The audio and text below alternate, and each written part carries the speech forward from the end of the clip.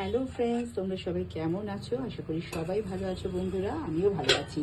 আজকে তোমাদের কাছে তুলে ধরলাম আমি ফুলকপি আর পনিরের একটা রেসিপি। আমি যেভাবে করেছি বন্ধুরা, আমি সেটাই তোমাদের কাছে তুলে ধরলাম। আমি কড়াইতে সর্ষের তেল দিয়েছি, তার মধ্যে দিয়েছি দারচিনি ফোড়ন, 1 চামচ ঘি দিয়েছি, তার সাথে পেঁয়াজ কুচি, লাল লঙ্কা কুচি, টমেটো, 2-3 কোয়া রসুন কুচি দিয়েছি।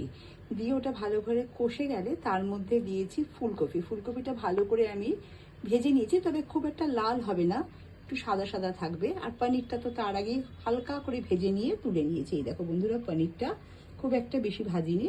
তারপরে ফুলকপিটা ভাজা হয়ে গেলে তার মধ্যে পনিরটা দিয়ে আমি জল দিয়ে দিয়েছি। সম্পূর্ণটা যখন সেদ্ধ হয়ে গা মাখা হয়ে এসছে, তখন তার মধ্যে আমি দিয়েছি সবজি মশলা, আর দিয়েছি রেড চিলি সস, আর দিয়েছি গরম মশলার গুঁড়ো।